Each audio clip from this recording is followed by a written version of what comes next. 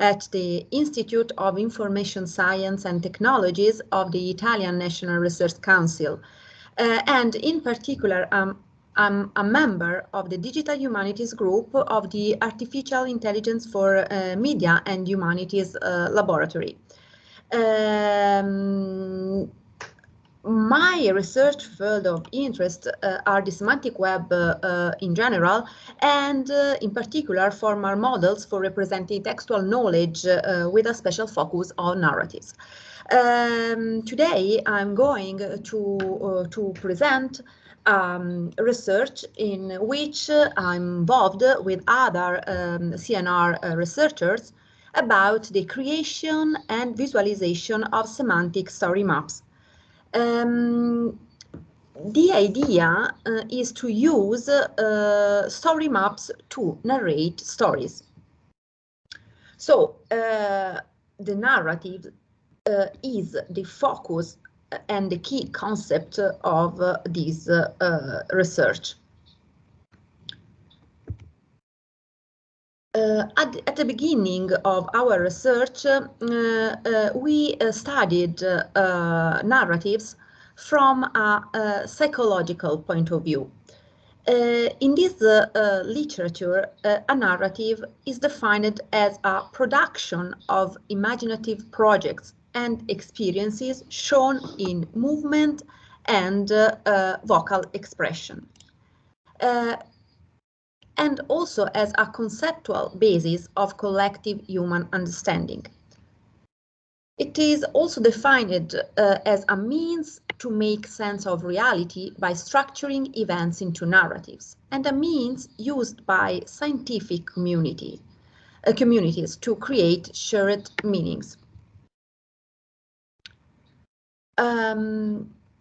But what is the link between narratives and maps? Maps have always geographically supported narratives and stimulated people's imaginations. I reported in this slide two examples that, in my opinion, are very interesting. The first one is extracted from The Art of Darkness from Conrad. In this book, the main character, Marlowe, tells, "When I was a little chap, I had a passion for maps. I would look for hours at South America or Africa or Australia and lose myself in all the glories of exploration." So, in this case, Marlowe uses map and his passion for maps to justify his journey along the Congo River to meet the ivory trader Kurtz. The other example is extracted from the Stevenson's autobiography, entitled My First Book, Treasure Island. In this book, Stevenson writes, "I made the map of an island. The shape of the map took my fancy beyond expression. It contained arbors that pleased me like sonnets, and with the unconsciousness of the predestined, I ticked my performance Treasure Island." This is the case of the map matrix, since the story arises from the map. However, there is a perceptual gap between the territory and its map in narratives. This gap is well summarized by Korzybski in his book, General Semantic, with the sentence, "The map is not the territory." The perceptive cartographic challenge for a map is when it tries to represent also the life, emotion, reality, fiction, legends, and expectation associated with the described territory.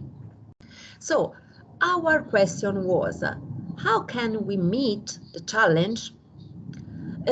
Our answer was that the challenge could be met by enriching geographic locations with media that communicate emotional messages.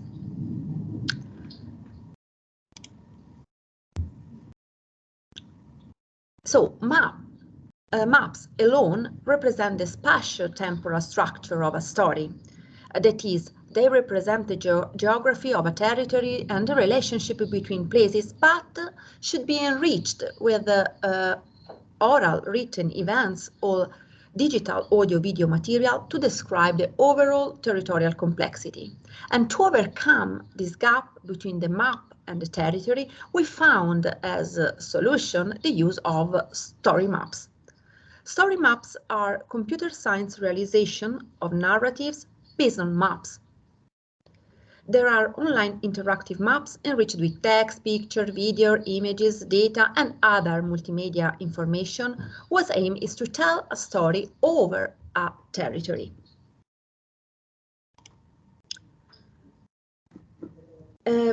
However, the current software to build story maps has some limitations.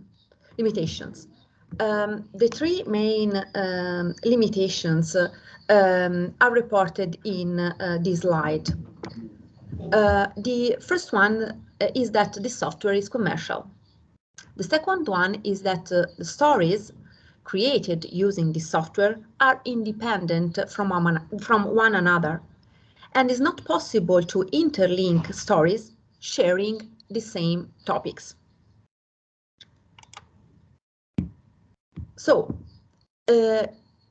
in order to overcome these limitations, we designed and developed the story map building and visualizing tool, SMBVT for short.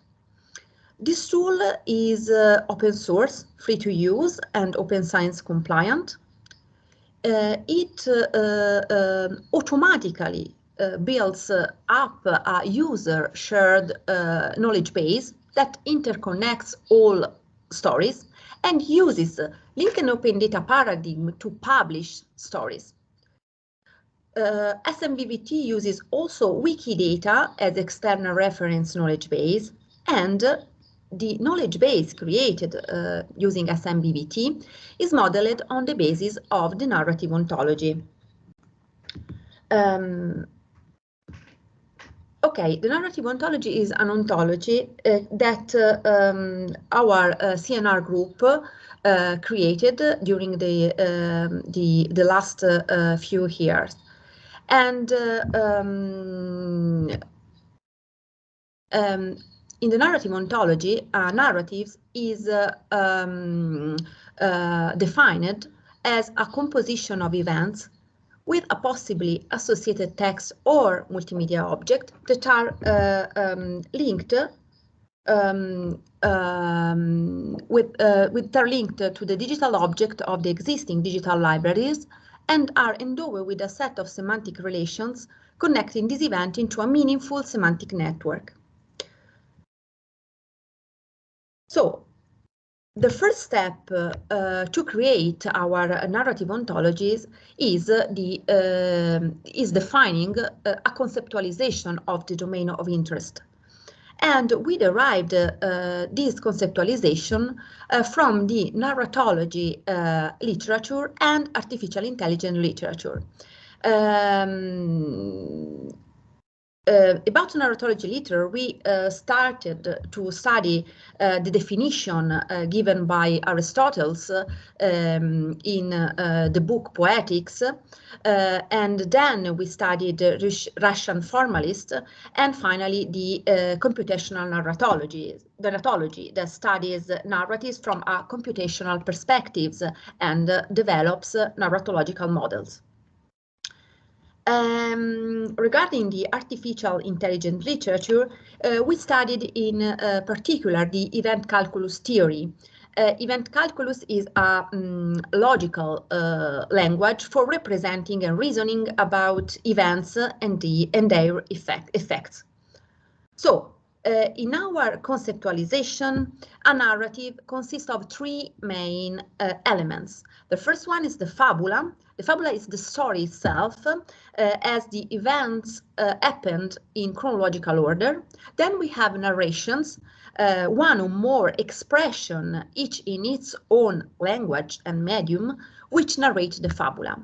And finally, there is the reference relation that connects the narration to the fabula.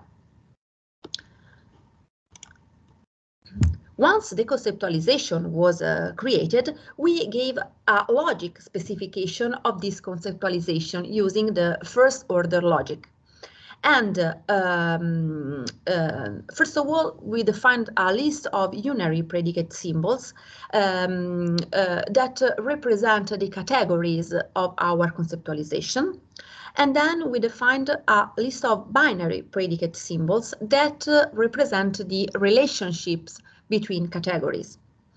And finally, we define a list of axioms that are facts in our domain of interest. I reported here, okay, I reported, sorry, one moment, because, okay, I have some problem with my my laser pen, but it's not a problem. Okay, I try to use my, okay, now it's fine. I reported here a very simple example of an event extracted from the story about the life of the Austrian painter Gustav Klimt. And the event is Klimt paints murals in the Burger Theater. Okay, we use the binary predicate e-place to link the event with a place, and the ETI binary predicate to link these the event to a date. And finally, we use ePartic predicate to link the event to its participants. Okay. Sorry, I have a problem with my screen. Okay. Then we mapped the unary and binary predicate symbols with the classes and properties of 3 ontologies we took into account as reference vocabularies. These ontologies are ISO standard or standard de facto vocabularies. The first one is the SciDoc CRM, that is an ISO standard ontology for representing knowledge about cultural heritage. Then we use LRMOO, that is the current version of the previous FRBROO ontology, that aims to formally represent the bibliographic records. And finally, we use OWL time, that is a W3C recommendation to represent time. And using classes and properties extracted from this ontology, we created our narrative ontology that is expressed in web ontology language, and in particular in OWL to the L language.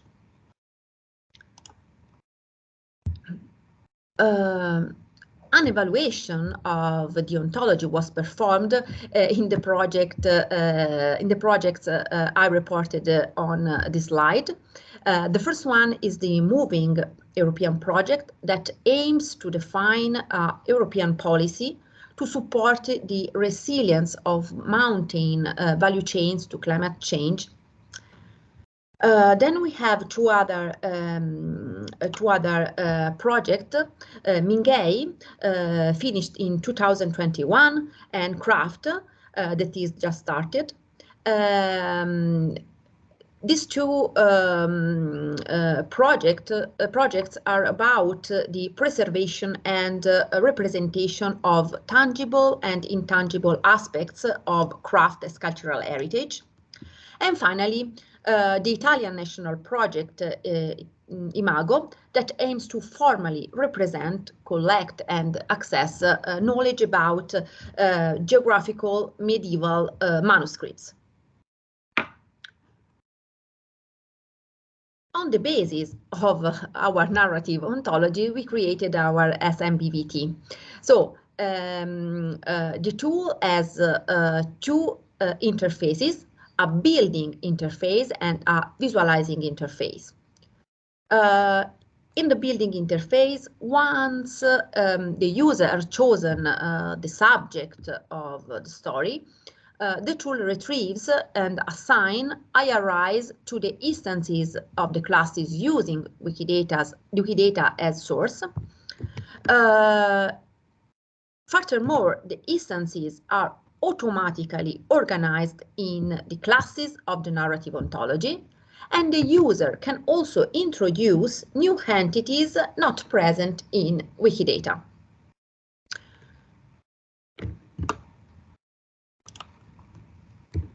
The tool has also a panel to create an event, and in this panel it's possible to add, for example, a title, dates, geographic coordinates, Wikidata entities, images, videos, digital object, and so on and so forth. Then we have a series of buttons to perform different actions. It's possible to save the form, to clear the form, to visualize a preview of the map, but also it's possible to visualize a preview as a timeline. It's possible to export all the data collected by the tool in JSON format. And finally, it's possible to publish the story online. The tool shows the list of the created event at the bottom of the interface. I reported in this slide an example of the visualizing interface of the tool. In this case, the event is extracted from the story about the production of car ropes in Crete. Okay, on the left side of the screen,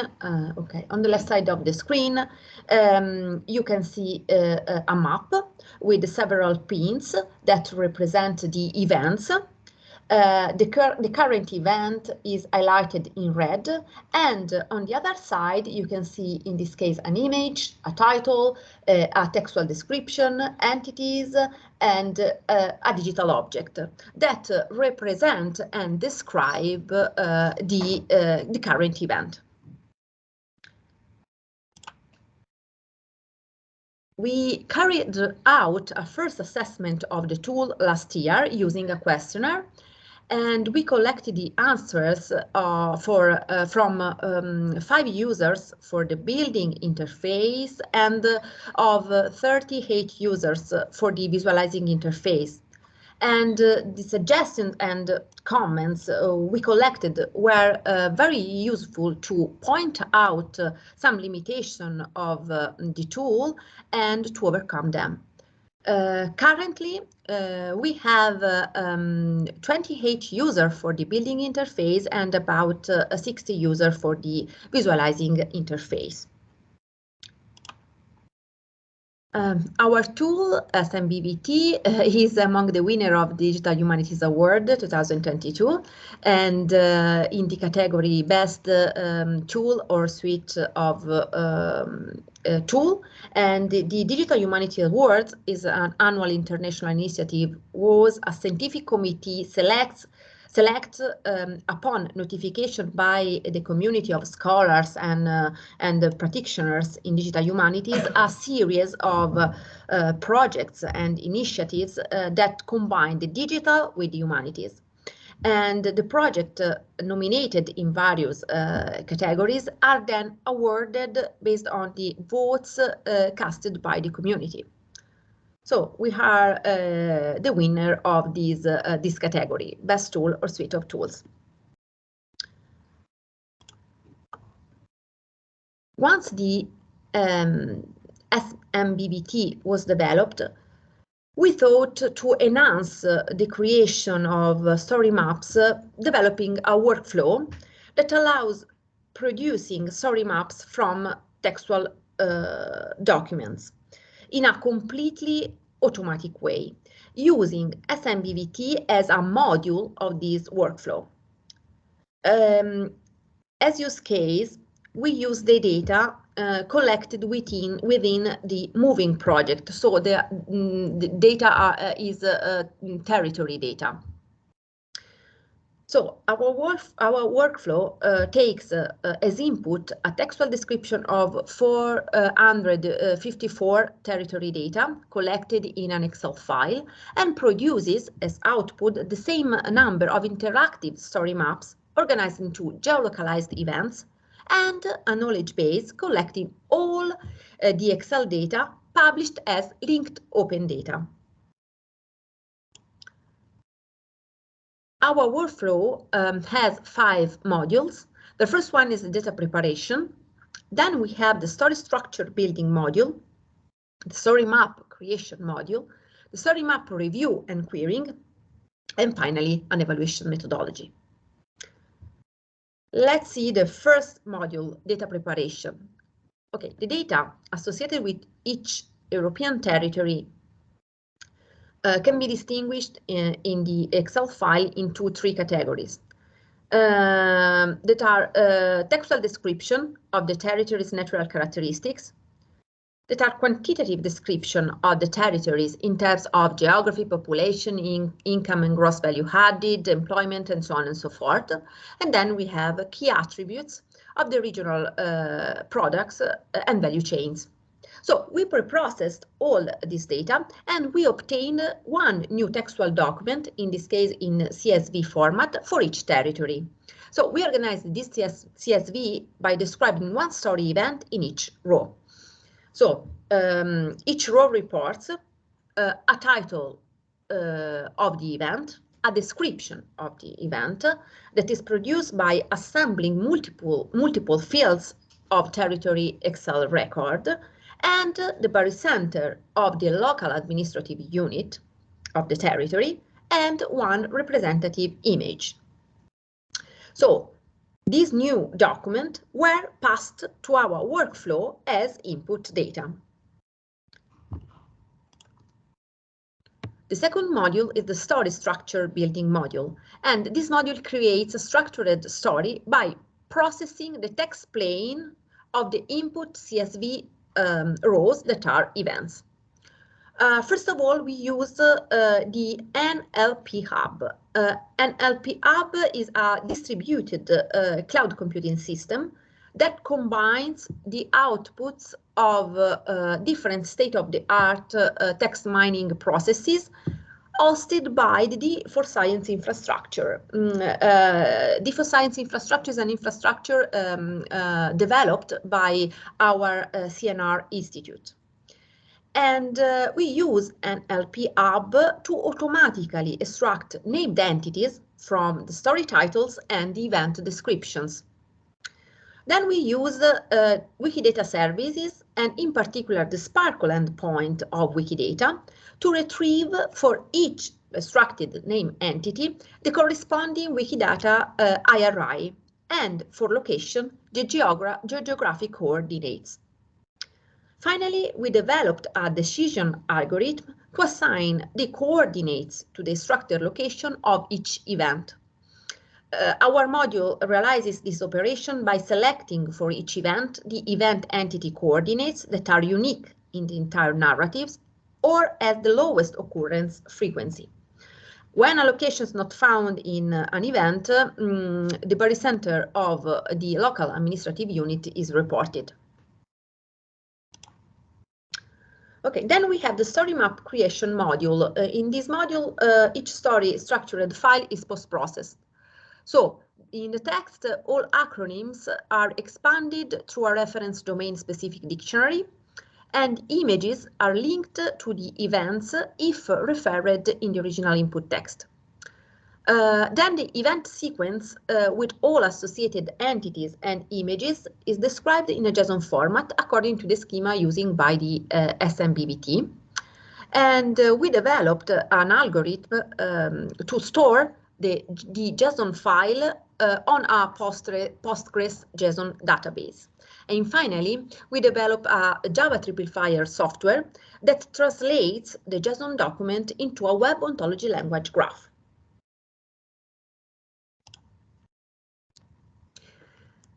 In the model number 4, the domain expert can use SMBVT to review the story maps automatically created by our workflow. So the expert can change and correct any element of the story, that is text, images, coordinates, date, videos, and so on. Once the experts have reviewed the story maps, they can republish them. And the publication process returns a public link, and each publication operations overwrites the previous one, so that the public link always point to the latest story map version. And the publication operation is necessary to support continuous updating and to guarantee a long-term stories maintenance, usability, and accessibility. We also implemented 5 different predefined queries on the entities related to the story maps events. So, using these queries, it's possible to retrieve narratives from entities, narratives from country, events by entity, number of occurrences by entity, and selecting an entities is possible to find the related entities that are the entities that co-occur to the selected entity. But through this Sparkle query, it is possible to discover links between stories. And in particular, possible to retrieve, for example, the stories about the protected designation of origin products, or the story that describes the territories in which a river flows, or the story that describes territories included or nearby a national park. I've reported in this slide the interface of the search functionality of SMBVT. In this case, I searched for the PDO product entity, and the system retrieves 6 stories in which a PDO product is cited.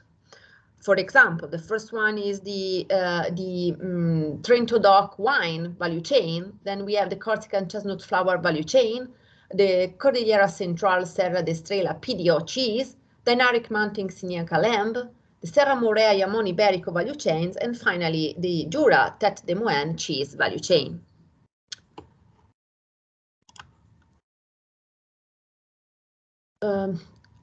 So behind the scenes, the idea that moves our approach is that creating a story for each European territory allows to create a whole story about all the European territory as described in the moving project, in a form of a graph.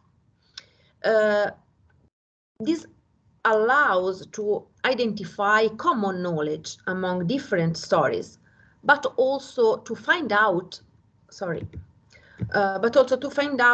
new links that are not explicitly represented. So, for example, it is possible to link 2 different stories about the production of chestnut flower, one in Corsica and one in the Apuan Alps, on the basis of the chestnut forest entity that they have in common, for example. But it is also possible to link these stories with the history of the Castanea sativa as reported in the ancient works, or the story of artificial neural networks, since ecosystem models are cited in the Apuan Alps chestnut flower story.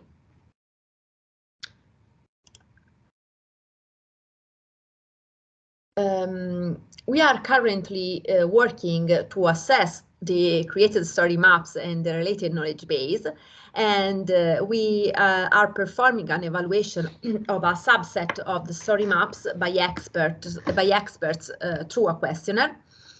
But we are also thinking about an automatic assessment of the ontology and knowledge base, and also an evaluation of the results of the queries by experts.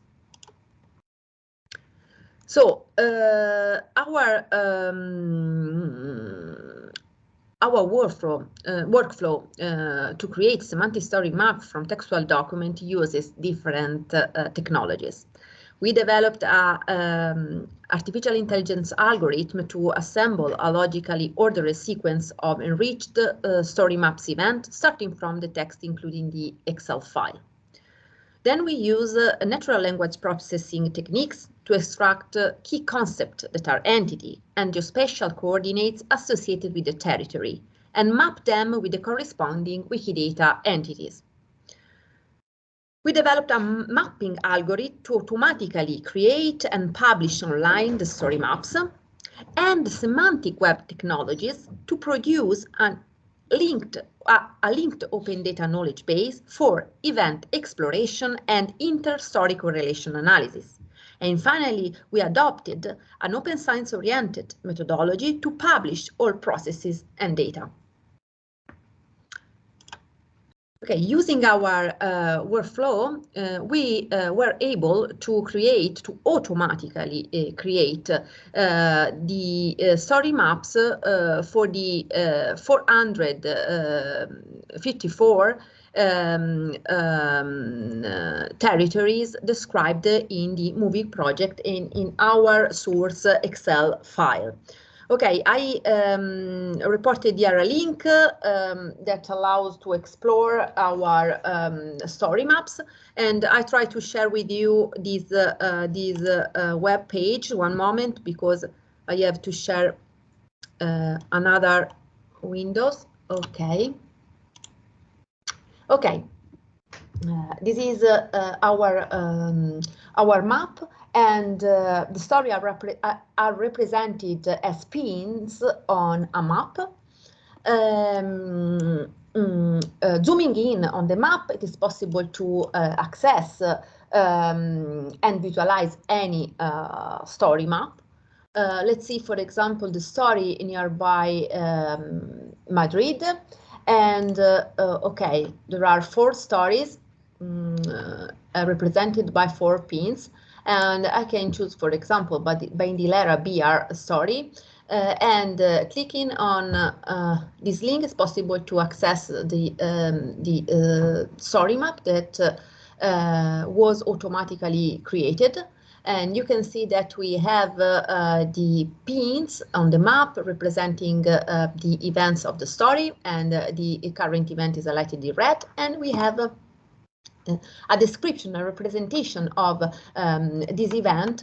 In this case, we have an image and a title and a description of this value chain. Then we have a description of the mountain landscape, and we have data about geography and population, data about income and gross value added, about tourism and employment.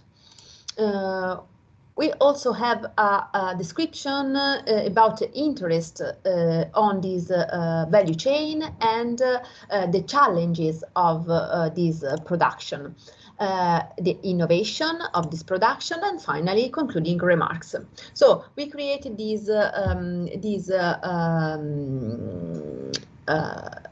story in a completely automatic way using our workflow. Okay. One moment, because I have to go to my screen. I'm sorry. Okay, I have a problem with Teams because I don't see. Sorry, one moment. I try to share my screen. Okay. Okay. Now I think it's okay. Okay, sorry. Okay.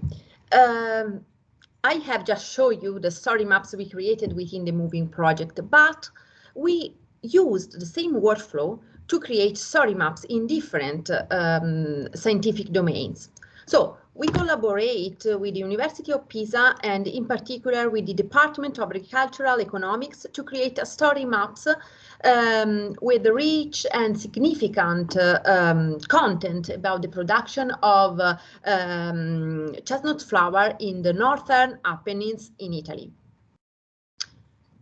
We collaborate also with the Department of Philology, Literature and Linguistics of the University of Pisa to create a story map about the journey of the Italian humanist Leonardo Bruni from Rome to Constance in 1414, as described by Bruni in a letter for his friend Niccolò Niccoli. Okay, we also created story maps in the field of ecological modeling with the data produced by a CNR scientist who developed an ecological model to predict the points of presence and absence of giant squid in the oceans. And finally, we collaborate with the Food and Agricultural Organization, FAO, to create a story map about the discovery of the coelacanth, a prehistoric fish believed extinguished until the last century.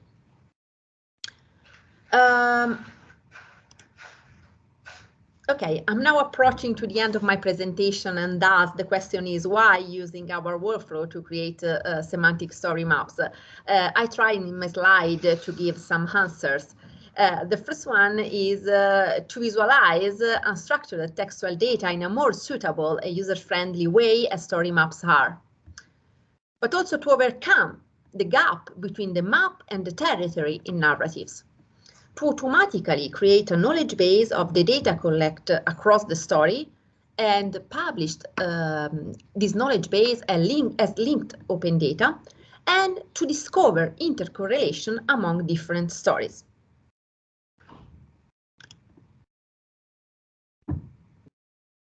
We are aware that our workflow has some limitations.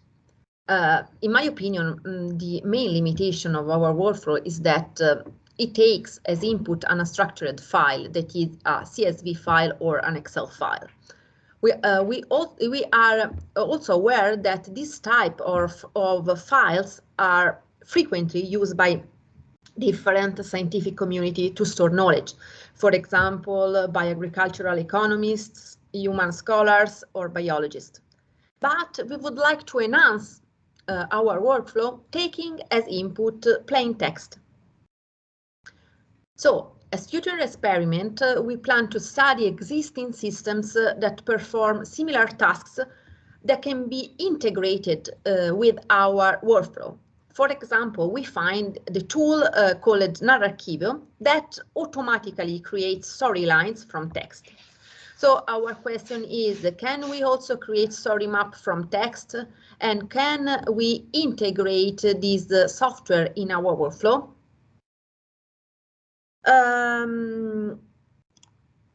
Okay, in this research, fortunately, I'm not alone. I collaborate with other CNR researchers who are Niccolò Pratelli, Emanuele Lenzi, Giampaolo Coro. And I reported in this slide our website, and in my last slide, I reported some useful resources to explore our research field. At the first link, you can find the code of SMBVT, that is open source. Then we have you can try our tool to this link. There is a demo version, an official version. Then you can explore the narrative ontology at this link, and finally you can find some publications about the SMBVT, the narratives in general, and about our workflow. Thank you very much for your attention.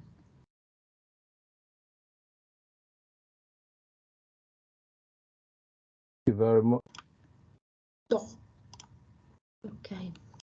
Okay, yeah, good. Thank you very much. Thank you. That's a very, very wonderful, interesting, and engaging talk. I just couldn't get my eyes off the screen. Yeah. Did you stop sharing your slides? Okay.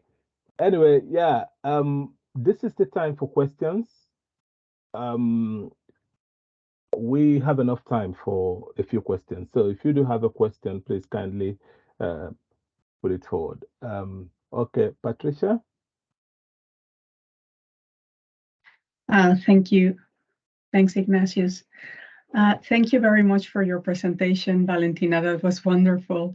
I was wondering if you could, if I could ask some questions about it. So the first question that I have, I work on the spatial humanities. I'm an historical archaeologist. We work quite substantially, you know, with loads of people that wants to create these kind of narratives with maps. But one of the first, I will say, challenges or barriers that we might confront is precisely that the places that we find in the past might not be available in things like geonames and so on, right? So I was wondering at some point whether you were going to integrate your software with other initiatives, maybe like the World Historical Gazetteer, which will be wonderful then for, you know, for us to bring these things together. That's one question. Sorry, and if you allow me another one. Go on. We have enough time for another question. Yeah, thank you.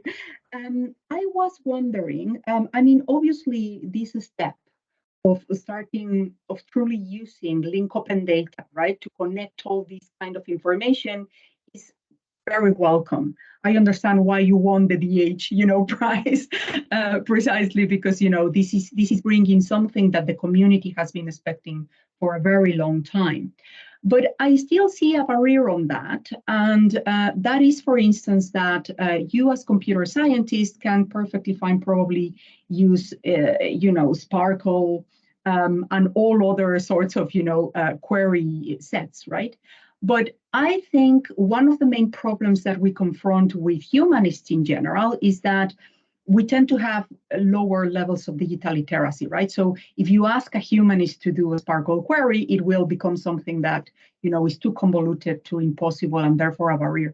So I was wondering if at some point you are thinking of developing some forms of, you know, querying the data sets without the curly brackets. Yeah. Okay. I don't know. You're muted, Valentina. You are muted, Valentina. I don't know if you want to take another question and then answer them together, or you want to address this because we have another hand up. You're still muted. Thank you very much for your interesting questions. I try to answer. The first one is that okay, in about the ancient places that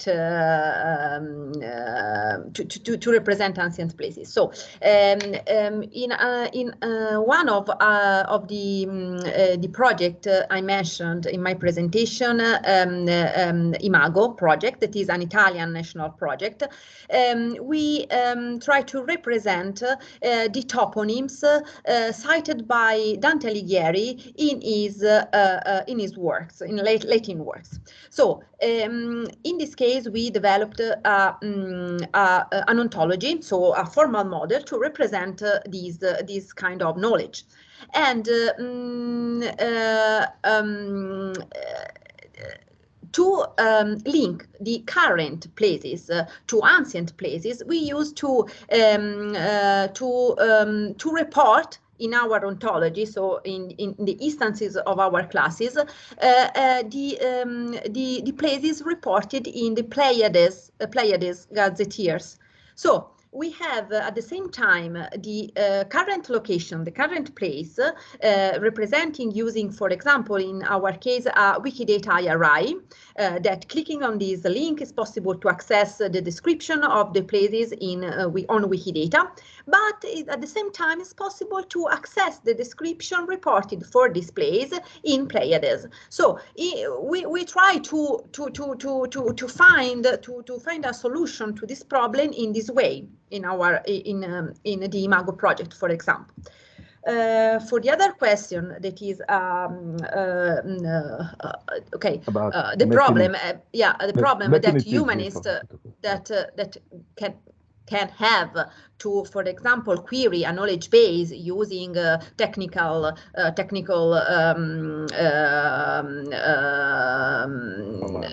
CS commands and so on. Okay.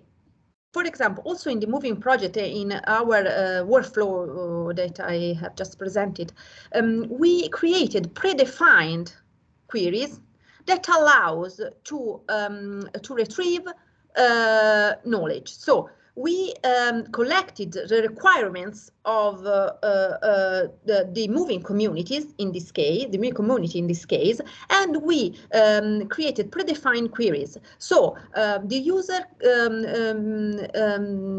have to only to click on the on a button to retrieve all the knowledge about a query. For example, in the moving project, a requirement was to retrieve stories about territories in which a river flows. And we automatically, a user automatically retrieves this knowledge using our predefined queries. So there is our approach. Thank you very much. Thank you. That's a very, you're welcome. Very interesting question and an interesting answer as well. Thank you, Marietta, for that question. Nicolo, you had your hand up before. Is your question addressed? No, it was for mistake, sorry. All right. Okay, that's fantastic. Thank you. Any other question? Okay, Paul has a question. Okay, Paul, jump in then. Hi, Valentina. Thanks very much for the very interesting talk, and particularly like the fact that you can link across stories, so outside of one story to another one. That's a really interesting aspect. So I have a question about applying your methods and techniques to another project. As you probably know, Ignatius's projects, we're dealing with Lake District corpus travel writing of the UK Lake District, and also Holocaust survivor testimonies and interviews. So if you wanted to apply your methods and techniques to those data sets, what would we need to do? Would we need to train these methods and techniques or the rules to be added manually? How would we go about doing that? Yes, you're muted now. Yes. Okay. We are performing an evaluation of our workflow. So we have to study what is the aspect that are to enhance to be able to represent all kind of data. So we try to apply our ontology and our methodology to the other research field that I mentioned in my last slide. But in my opinion, our approach is general enough to be applied to different type of data, because we use a general approach in all the research field we used in our workflow. So we use a general approach to extract entities from text, because there are processed at the state-of-the-art processes. We used also, for example, artificial intelligence algorithm that are state-of-the-art algorithm that are used in on different kinds of data. So I think the main problem in this case is the problem about the visualization. I know that each scientific community has some particular requirements for presenting data. So this could be a very challenging problem. For example, until now, we are able to represent only points on the map. But we are currently working on representing polygons on map, because there are, for example, events that are not located in a specific point, but that regards an area, a territorial area. And so this is a issue that we have to solve in order to better visualize the data collected in our knowledge base. And I think also an advantage of our approach is that we automatically created a knowledge base, and this knowledge base is a standard knowledge base. So we use semantic web technologies and semantic web language that are standard, and we can share all the data we collected with other communities that can use this data without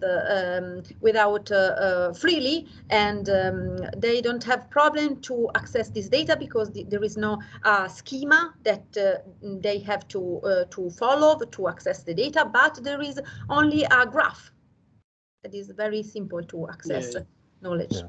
Okay, thanks very much. I will definitely. You're welcome. Thank you. Yeah, I think the key issue will be how to in your first module, how to deal with the data preparation. That's what we have, because what we're dealing with now is free text. And the question the moderator asked earlier also addressed that. You did mention that you have some structured input towards the end of your talk, and that's what we need to get to what that input is. Okay, we have room for one more question, and moderator's hand is up, and unless anybody is protesting, I'll let her ask the question. Okay, go on, moderator. Thank you, Ignatius. Sorry, I'm just so interested, Valentina, in your project. I was just wondering if I understood correctly, you are using different ontologies, right? Like you are bringing together different ontologies, so you are using CDOC, CRM, and so on, or are you bringing Wikidata ontology? How does that work? Because I didn't quite get whether, particularly, you know, what made me a bit confused. At some point, you said that you could create new classes, right, within this data set. Yeah. How does that fit then back into the link open data part of it, or how it is connected?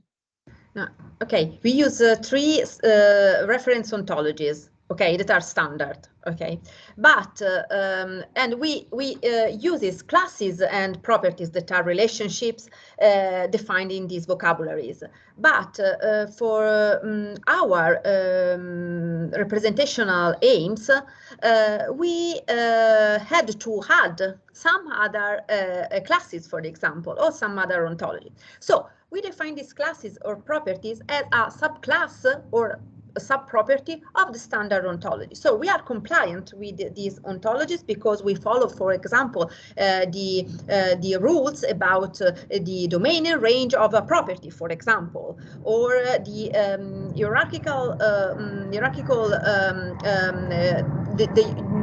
hierarchical structure of classes of the ontology. So we are compliant with CIDOC and with the LRMOO and our time. But we added some classes because we need to have, for example, more specific classes to represent more specific knowledge that are in our domain of interest, in this case moving or IMAGO or other domains. So we used these ontologies, reference ontologies, but we added classes and properties if necessary. All right. Thank you very, very much. Thank you, Valentina.